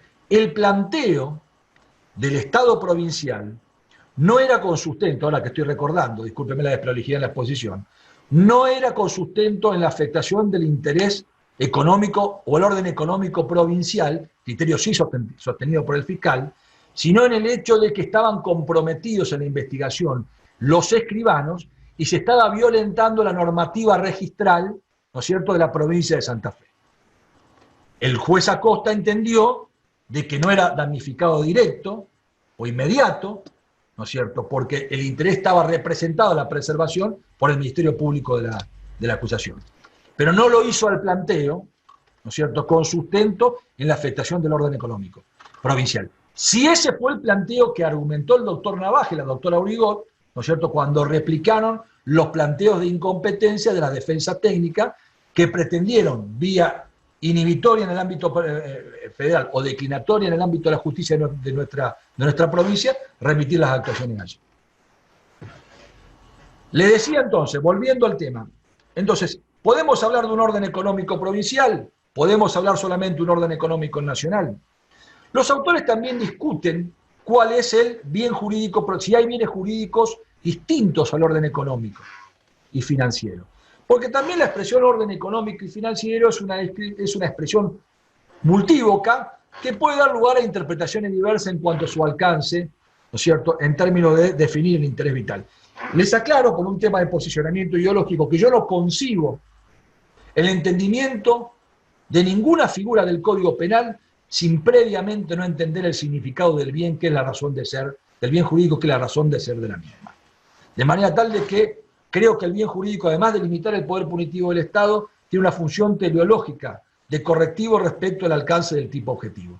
Yo no me atrevo por hablar de tipo conglobante, pero sí entiendo, ¿no es cierto?, de la necesidad de complementar el tipo objetivo desentrañando el alcance, ¿no es cierto?, del bien jurídico, que es la razón de ser del mismo. En ese sentido, entonces, hay algunos autores que hablan de que el delito de lavado de activos es un delito de carácter pluriofensivo. Más allá, ¿no es cierto?, del bien jurídico primigeniamente tutelado, podrían converger otros bienes jurídicos que habilitarían la protección de la norma bajo análisis. Entre ellos, en primer término, la administración de justicia. Si bien no está ubicado sistemáticamente en el libro y en el título y en el capítulo respectivo respecto a este interés vital, no hay ninguna duda de que también concomitantemente se protege este interés, porque aquel que lava obstruye la persecución penal, sin ninguna duda. Pero además puede ocurrir de que el delito de lavado de activos tenga una repercusión también lesiva en términos del patrimonio, de la propiedad, en el sentido que lo entiende el derecho penal. ¿Por qué? Imagínense, por ejemplo, de un acto de despojo respecto de un bien inmueble a partir de la utilización de prestanombre en forma sucesiva y la venta en el mercado legal final luego de una cadena de traspasos por sujetos interpuestos. Sin ninguna duda, ese despojo inicial, que sería un supuesto de defraudación, también se vio agotado el accionar lesivo con un lavado de activos. No hay ningún problema, no habría ningún inconveniente en considerar también vulnerado indirectamente este interés vital, más allá de la ubicación sistemática, que sin ninguna duda tiene una función de relevancia. Aunque la práctica tribunalicia, ¿qué nos dice? Que rara vez las víctimas, ¿no es cierto?, de delitos de defraudación, en donde sobreviene una acusación también por lavado de activos, asumen o instan la promoción de la acción penal también por este último delito, entendiendo que es un delito de índole colectivo en cuyo resguardo está comprometido, ¿no es cierto?, el Estado exclusivamente. Vamos al análisis de la figura. Les pido, vamos a hacer una descomposición exegética. Yo no sé, Sabrina, si cuando ustedes hacen el parate, vos me decís, porque sé que tienen un descanso. ¿Se escucha? ¿Se me escucha? Te escucho, sí, decime. No, solemos cortar a las 6 y volvemos 6:30. Así el primer segmento es un poco más largo y después queda para el final 1 hora y media. Bueno, gracias, Sabrina. El tema es el siguiente, entonces. Vamos a la figura puntual, vamos a empezar a descomponer el tipo objetivo, vamos a hablar fundamentalmente del sujeto activo, es decir, ¿quién puede ser autor del delito bajo análisis? Como me enseñó mi maestro Guillermo Jacobucci, cuando un tipo objetivo empieza con la expresión el qué, en el 90% de las veces estamos en presencia de un delito ordinario o un delito común. El tema que distingue a esta figura y que permite diferenciarla, ¿no es cierto?, de otras figuras, con la redacción actual, son dos cuestiones fundamentales. Primero, que sujeto activo a este delito puede ser, por un lado, una persona humana, ¿no es cierto?, que lleva a cabo algunas de las acciones previstas en el núcleo del tipo objetivo, pero simultáneamente también se puede responsabilizar a un ente ideal. Más adelante vamos a volver sobre esto cuando analicemos el alcance del artículo 304, como algo absolutamente novedoso en el derecho penal argentino. De manera tal de que es un delito en principio ordinario o común, que no requiere ningún ropaje formal en el agente, en el autor, que puede ser llevado a cabo por cualquiera, pero que admite como novedad dentro de nuestra estructura del Código Penal la aceptación de la responsabilidad penal de las personas jurídicas cuando un sujeto, esa persona humana, haya actuado en nombre, con la intervención o en beneficio de una persona ideal. Este es un primer rasgo distintivo que merece mencionarse.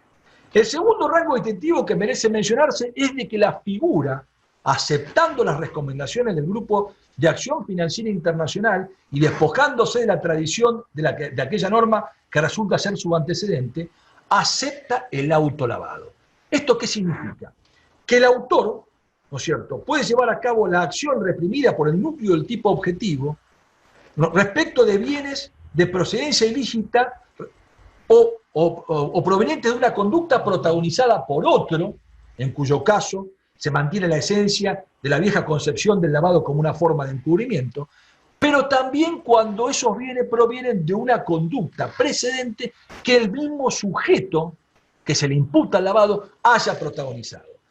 Es decir, que la figura bajo análisis acepta lo que se conoce con el nombre de autolavado, lo cual origina una repercusión en la dogmática, porque dicen algunos autores, entre ellos Fernando Córdoba, a quien yo sigo mucho en la interpretación de esta figura, de que lo que se está haciendo es criminalizando un acto posterior copenado que ya tiene su repercusión de reproche en el acto precedente. Esto es lo que la vieja doctrina clásica rechazaba como un supuesto de concurso real o material, cuando el hecho posterior, ¿no es cierto?, formaba parte del agotamiento de la conducta primigenia. Esto tiene que ver con la problemática de la consumación del delito precedente y cuándo opera la misma, más allá de que haya actos posteriores copenados y atrapados por la repercusión de pena del hecho primigeniamente imputado. La consideración del autolavado ha sido objeto de mucha crítica por la doctrina, sobre todo aquella doctrina que abreva un modelo de derecho penal liberal, nuclear, de última ratio. Se dice que al castigarse el lavado al mismo sujeto que participó en el hecho precedente, se vulnera una regla fundamental del derecho penal liberal, que es la regla del nem bis in idem. Frente a estos cuestionamientos, Córdoba ensaya una explicación bastante interesante. Dice, una cosa, dice él, es que se tipifique el autolavado y otra cosa es de que a partir de la tipificación del autolavado se pueda penalizar el lavado como conducta autónoma respecto a la conducta precedente. Él dice que la criminalización de la conducta precedente en términos de reproche y de razonabilidad y de proporcionalidad de la pena alcanza, ¿no es cierto?, para atrapar en el juicio de reproche el acto de lavado. Imagínense, por ejemplo, un acto según algunos, de evasión impositiva o de corrupción acompañado de un lavado posterior. No podría imputarse en esta tesis académica de Córdoba, ¿no es cierto?, un concurso real o material, o no meritaría una pena en ese sentido, sino fundamentalmente que el reproche estaría alcanzado por la pena primigenia. Sería un acto típico, pero que no habilitaría una penalidad porque tendría el límite de la razonabilidad y de la proporcionalidad. Según la teoría de Córdoba, el hecho precedente, si el hecho precedente no tiene que ver en términos de penalización, ¿no es cierto?, con el lavado posterior, porque afecta bienes jurídicos distintos, o porque el lavado implica una repercusión lesiva mucho más grave respecto al hecho precedente, ahí sí sería posible aplicar, ¿no es cierto?, el autolavado y con sustento en el mismo, imputar responsabilidad. Claro, la tesis de Fernando Córdoba, cuando yo estudiaba y preparaba el tema, digo, bueno, hay que ver el caso concreto. Él vuelca un ejemplo, un sicario, es decir, alguien que está imputado por la muerte de una persona, por promesa remuneratoria o por precio. Bueno, percibe, en función de ese pacto espurio precedente, percibe ese dinero y con ese dinero hace un acto de lavado. La pena del delito precedente alcanza también para cumplir, bueno, acá habría una reclusión perpetua, pero bueno, supongamos otro tipo de delito. Un delito en donde el delito no tenga vinculación subjetiva con el lavado posterior, donde no ha hecho una conexión, donde no sea un acto posterior que permita ser considerado como copenado. El ejemplo típico: obtengo un bien, hurto un bien o robo un bien y luego lo comercializo. Bueno, en ese caso diríamos la penalidad no estaría habilitada. Sin embargo, la doctrina mayoritaria, a pesar del reproche, ha aceptado, y la jurisprudencia también, la posibilidad de la persecución del autolavado. Y esto es un reflejo, si se me permite la expresión, de la incorporación en el derecho positivo argentino del Instituto del Derecho Anglosajón. En un modelo liberal, continental y de última ratio, como el que abrevaba el derecho penal argentino hasta hace poco tiempo, eventualmente el autolavado, cuanto menos a los estudiosos del derecho penal, nos hubiera generado algún tipo de reproche desde el punto de vista, ¿no es cierto?, de la dogmática. Sin embargo, hay que hacer estos esfuerzos interpretativos para limitar el alcance del tipo penal, aunque la jurisprudencia ya lo admite en un sentido amplio. Es decir, para que se entienda y concluyendo este tópico de la exposición, el sujeto activo puede ser cualquiera, una persona humana o una persona jurídica. Pero esa persona humana también puede ser responsabilizada, ¿no es cierto?, por lavado de activos cuando hubiera participado en el hecho precedente del cual surgió el flujo de dinero o el activo que luego, ¿no es cierto?, se transfiere, se convierte o se administra. Sujeto pasivo. ¿Quién sería el otro componente del tipo objetivo? Bueno, acá tenemos la discusión que recientemente discutíamos con el doctor. Es decir, ¿quién sería el ofendido? ¿Quién sería el titular del bien jurídico afectado? Sin ninguna duda, hablando del orden económico y financiero, hablamos del Estado nacional para la jurisprudencia mayoritaria, también provincial para la jurisprudencia, ¿no es cierto?, de nuestra provincia. La acción típica. Bueno, muy bien. El tipo legal enumera una suerte de acciones nucleares que la doctrina autoral mayoritariamente sostiene como afirma que es enunciativa la enumeración que hace el legislador. Fíjense que habla de convertir, de transferir, de administrar, de vender, de gravar, disimular o de cualquier modo poner en circulación en el mercado, ¿no es cierto?, bienes provenientes de un ilícito penal. Vamos por partes. Esta última expresión, de cualquier modo poner en circulación, para la mayor parte de los autores, Fernando Córdoba entre ellos, Trota, Lurré, Ledesma, actualizador de la obra de Fontán Balestra, reflejan que el tipo del lavado de activos es un tipo abierto, pero no por ser abierto es un tipo inconstitucional. Es un tipo abierto como lo es, por ejemplo, la estafa, el artículo 172 del Código Penal, que como ustedes saben habla de calidad simulada, influencia mentida, falsos títulos, aparentar crédito, negociación o empresa, abuso de confianza o cualquier otro ardito o engaño. Acá el legislador replicó ese modelo y habla de cualquier otro modo pusiera en circulación en el mercado. De manera tal de que la enumeración respecto de acciones comisivas es enunciativa, no es un sistema de números clausos, en tanto y en cuanto se incorpora a esta figura cualquier acción, cualquier conducta, cualquier comportamiento que tenga la actitud en el facto de poner en circulación en el mercado bienes provenientes de un ilícito penal. De manera tal de que se permitiría, dentro del acotado margen del tipo objetivo, recurrir a lo que Jacobussi llama la analogía intratípica. ¿Sí? ¿Es perfectamente posible? Es perfectamente posible. En realidad, todas las conductas que enumera el legislador son formas de poner en circulación en el mercado bienes provenientes de un ilícito penal. Pero igualmente estamos obligados a desentrañar el sentido de cada una de las expresiones. ¿Qué implica convertir? Convertir implica transformar una cosa en otra. ¿Cuándo opera la conversión?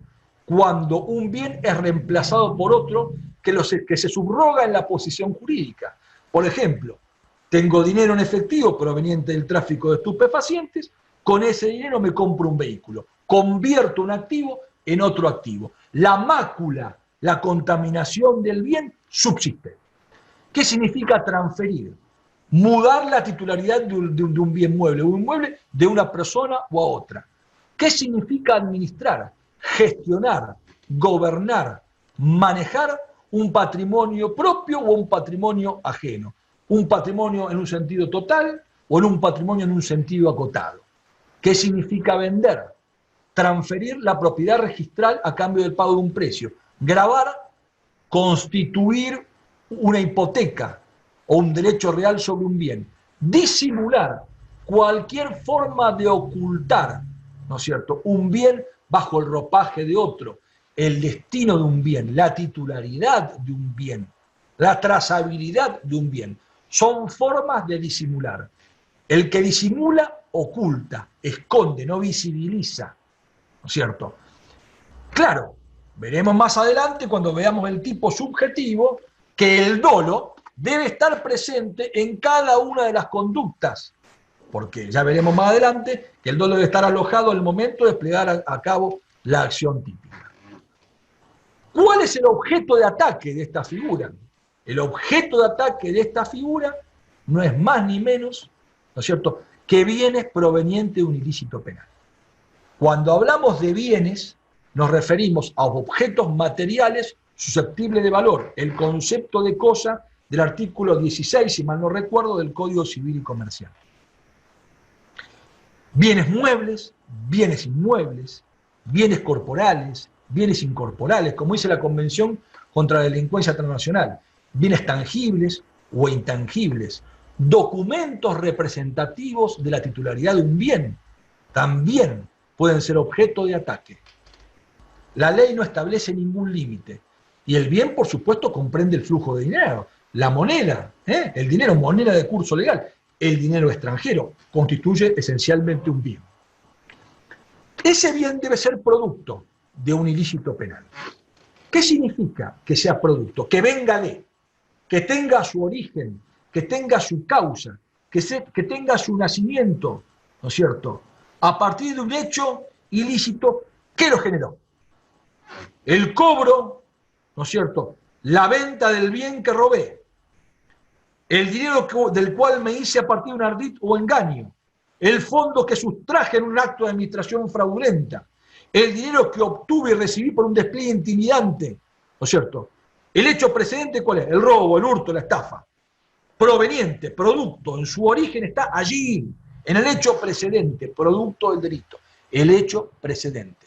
Proveniente, ojo, el origen, el producto, no necesariamente tiene que ser directo o inmediato. Por lo que dije hace un rato, si hay una acción de conversión, la mácula, la contaminación del bien, pasa de un bien a otro bien que lo reemplaza, que lo subroga. Por ejemplo, una permuta, ¿no es cierto? O cuando con dinero compro algo, compro un auto y ese auto después lo cambio por otro auto. La mácula del bien continúa. Entonces, el último bien, por más de que haya habido ese cambio, es un bien proveniente de un ilícito penal. ¿Qué se entiende por ilícito penal? Acá estamos con un tema, también no menor.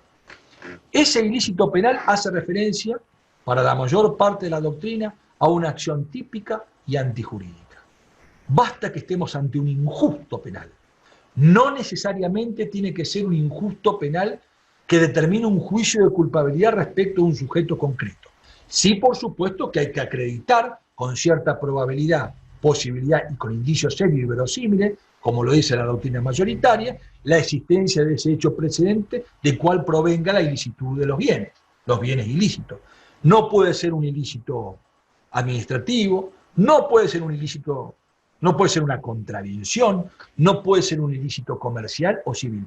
Debe ser un ilícito penal, o sea, un injusto penal, doloso o culposo, en el que el sujeto activo haya participado o no, o en que el sujeto activo haya sido autor, cómplice, instigador, cómplice primario, secundario o subsecuente. No importa, tiene que haber un ilícito penal.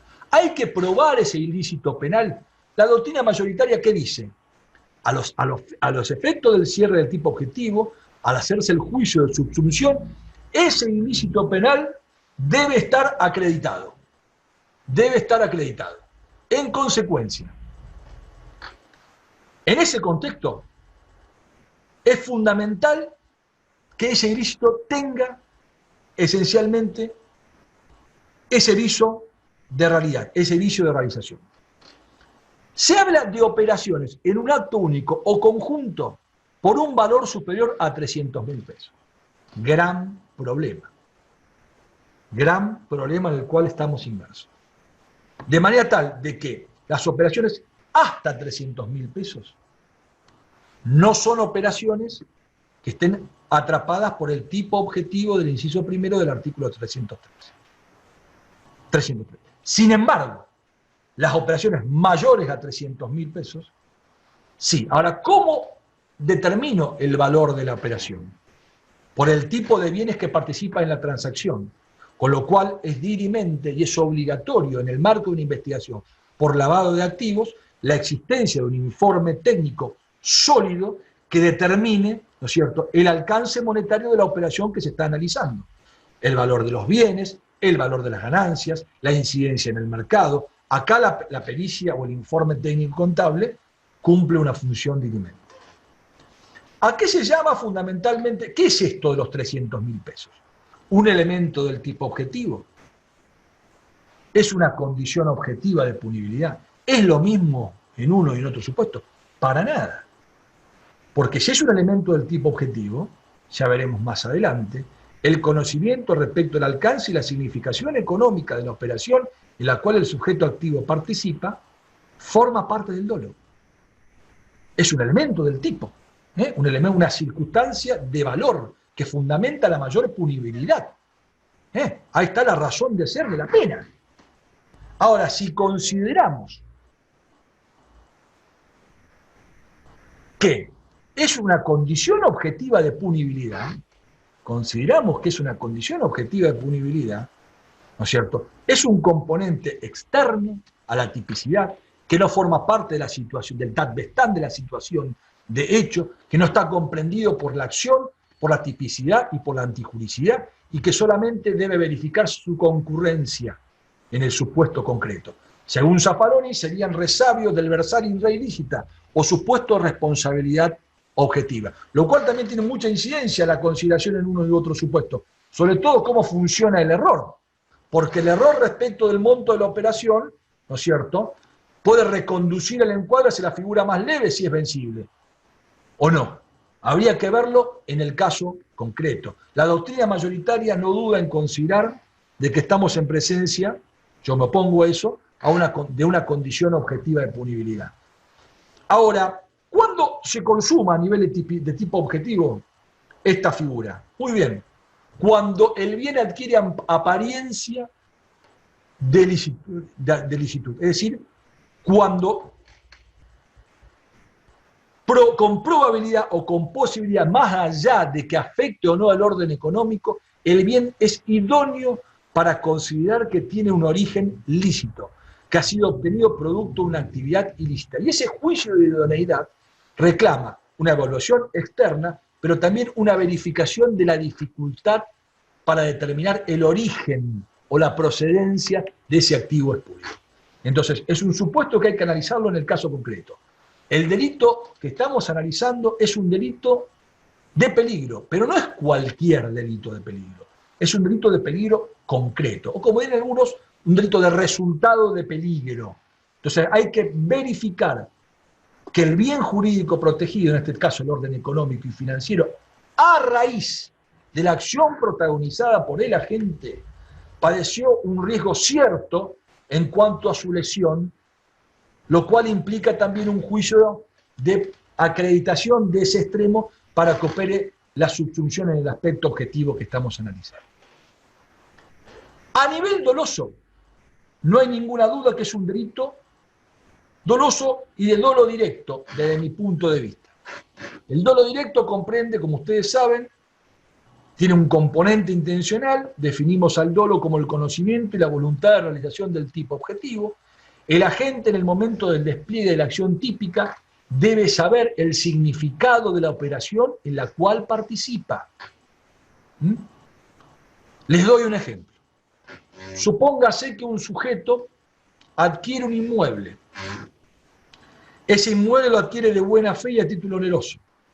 Resulta que ese inmueble está precedido de operaciones de traspaso con prestanombres o sujetos interpuestos. En el momento de celebrar la escritura traslativa de dominio, que es cuando opera el traspaso de la titularidad registral, ese sujeto no conoce, ¿no es cierto?, la mácula del bien que está adquiriendo. Más allá de que el Código Civil le impedirá en el futuro repeler una acción de recupero del titular de ese bien despojado y que ese acto es un acto inexistente o non domino, como se dice en la jerga civil, lo cierto es que si en el momento de desplegar la conducta típica, el sujeto, que es la acción, en este caso de transferir o, en su caso, de poner en circulación en el mercado, si en ese instante el sujeto pasivo, el sujeto que está siendo juzgado, no conocía la mácula del bien, porque el bien lo adquiría de una persona solvente, lo hacía a precio del mercado, el escribano interviniente no disparaba un reporte de operación sospechosa, ¿no es cierto? El conocimiento que con posterioridad ese hecho adquiere respecto a la ilicitud de ese bien es irrelevante a los efectos del cierre del tipo objetivo. De manera tal de que el dolo que estamos requiriendo reclama una complejización de análisis. Primero, que la gente en el momento del hecho conozca el significado jurídico de la operación en la que participa y la repercusión lesiva que en términos de probabilidad eventualmente ese hecho tenga para el orden económico y financiero. ¿No es cierto? Conozca que grava, conozca que vende, conozca la naturaleza de los bienes objeto de la transacción en la cual participa. ¿No es cierto? Y además tenga la voluntad de llevar a cabo igualmente la acción, elemento cognoscitivo y elemento volitivo. Algunos autores le agregan, ya terminando y nos vamos al descanso, algunos autores le agregan la existencia de un elemento subjetivo del injusto para que el bien adquiere apariencia de ilicitud. Sin embargo, no surge de la exégesis de la norma que ese sea un plus, un propósito o un elemento de finalidad en el agente. Por el contrario, ¿no es cierto? La desnuda letra del artículo bajo estudio me está indicando a mí que basta que el sujeto, en el momento de la acción, que tenga un conocimiento actual o actualizable, como diría Zaffaroni, de la acción típica. Sin necesidad de un editamiento subjetivo, sin necesidad de un plus de intención. Y cierro con esto y nos vamos al descanso, Sabrina. El hecho de que el bien no afecte el orden económico y financiero no es relevante. Basta que exista el riesgo cierto de afectación a ese orden económico, lo cual implica un juicio de idoneidad de la operación que está bajo análisis, para que opere el cierre del tipo objetivo. Por supuesto, adhiriendo a una teoría del injusto complejo, también debe cerrar simultáneamente los aspectos del tipo subjetivo. Con esto, bueno, Sabrina, terminamos el 303. En el primer inciso pasaremos a las modalidades agravadas, lo veremos en la segunda parte de la charla y hacemos un descanso, si no hay ninguna pregunta, ningún comentario que hacer, si les parece, y pasamos al descanso que ustedes tienen siempre en estas charlas. No sé si hay alguna pregunta. Si no la hay. Bueno, si no hay preguntas, por ahí cualquier cosa cuando retomemos en el siguiente módulo, si alguien quedó con alguna consulta o pregunta sobre todo lo desarrollado hasta ahora por Jorge, lo podemos habilitar en ese momento. Ya les pasé por el WhatsApp el segundo link. Recuerden que ingresamos por favor puntualmente a las 18:30 horas. Gracias. Gracias.